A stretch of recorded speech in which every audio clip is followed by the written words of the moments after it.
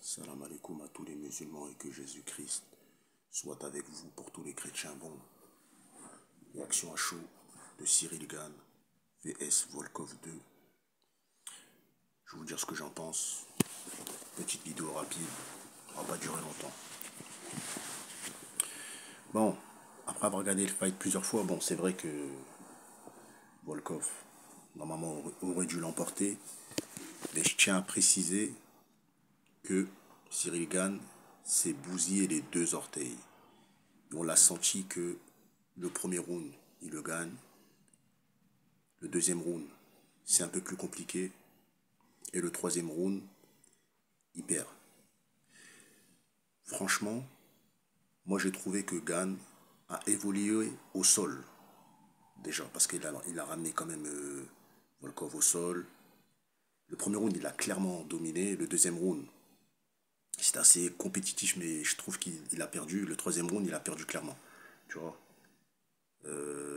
Moi, je trouve que non, Cyril Gann, il a évolué au niveau des mises au sol, des amenés au sol. Il tente des amenés au sol. Il tente de prendre le bras. On sent qu'il a travaillé son sol. En tout cas, au niveau du sol, il a évolué. Striking, je trouve que comme il était blessé, on ne peut pas juger. Parce que là, on sent que le Boug était blessé, le Boug était pas bien. Ça se voit, il n'y avait pas les bons déplacements. C'était pas le Cyril Gann de. Non. Je pense que Cyril Gann, à 100%, il aurait gagné le fight. Ça reste que mon point de vue. Parce qu'en fait, je pensais que Volkov avait une lutte et un sol de malade, mais en vérité, je crois qu'on lui a donné la ceinture, hein, tu vois, de jiu-jitsu brésilien. Parce qu'au sol, même à Cyril Gann blessé, il a réussi à rivaliser avec lui. Parce que Cyril Gann, il était blessé. Tu vois, je vois beaucoup de gens qui disent oui, un vol, oui, c'est peut-être un vol, tu vois.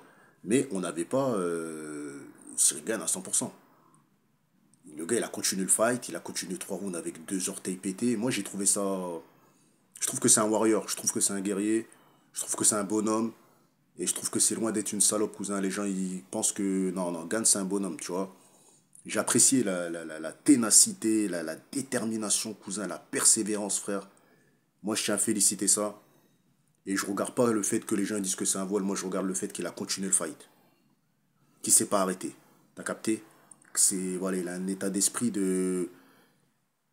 Moi, j'ai envie de revoir le fight à 100%. Parce que pour moi, on peut pas juger un combat, quand le mec, il a pas ses capacités à 100%. Quand le mec, il perd ses capacités, quand le mec, il se blesse. On peut pas juger.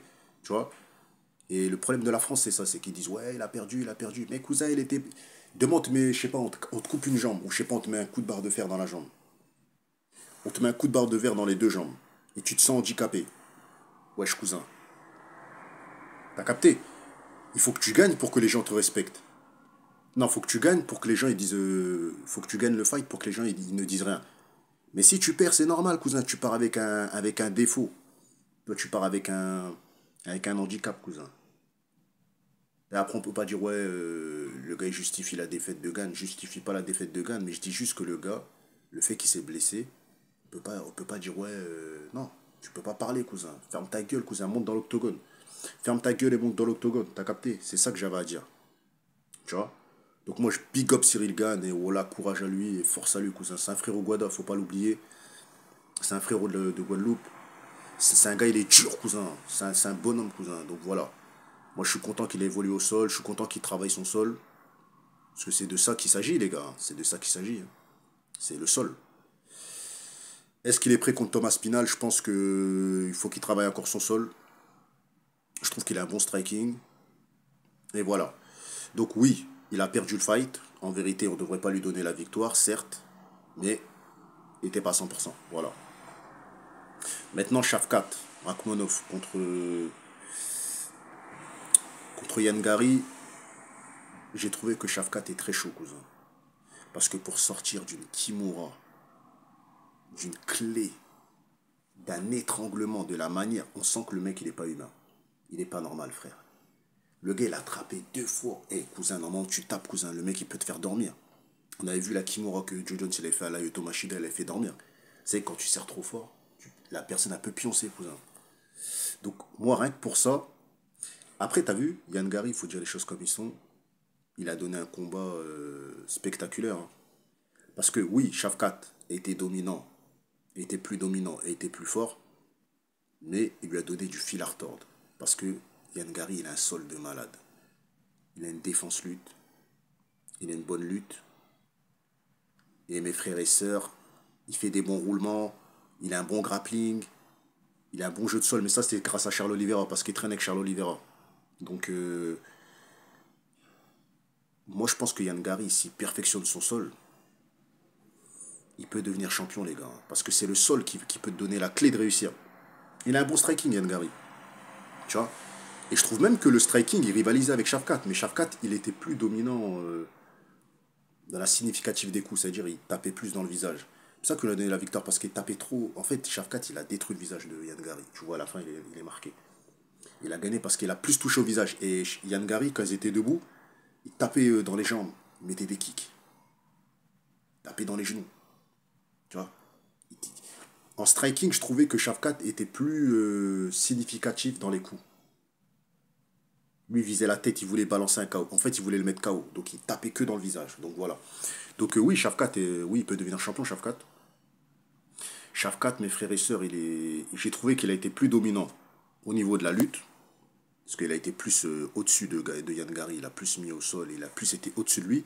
Mais en grappling, au sol, j'ai trouvé Yann Gary plus dangereux. En grappling, Yann Gary plus dangereux. En lutte, Shafkat plus dangereux. En striking, j'ai trouvé que la puissance, elle est du côté de Shafkat. Et la technique, elle est du côté d'Yann Gary. Donc, est-ce que Shafkat peut devenir champion et battre Belal Mohamed? Je pense que oui. Pourquoi? Parce que tout simplement, parce que de toute façon, ils vont s'affronter. Pourquoi? Parce que tout simplement, Belal Mohamed ne termine pas ses fights. Shafkat finit ses fights. Shafkat n'a pas fini Yann Gary, mais Shafkat, mes frères et sœurs, est difficile à mettre au sol. Et je pense pas que Shafkat va se faire soulever comme Léon Edouard. Je pense que le combat, il va se jouer debout. Et pour moi, je pense que Shafkat, il va gagner. Pourquoi? Parce que je vois pas, en fait, je vois pas Belal Mohamed soulever Shafkat. Je sais pas. Je le vois pas le soulever, frère. Et même s'il le soulève, ça va être une fois ou pas plus. Et je le vois pas le finaliser. Parce qu'il finit pas, Belal, il finit pas les gens, tu vois.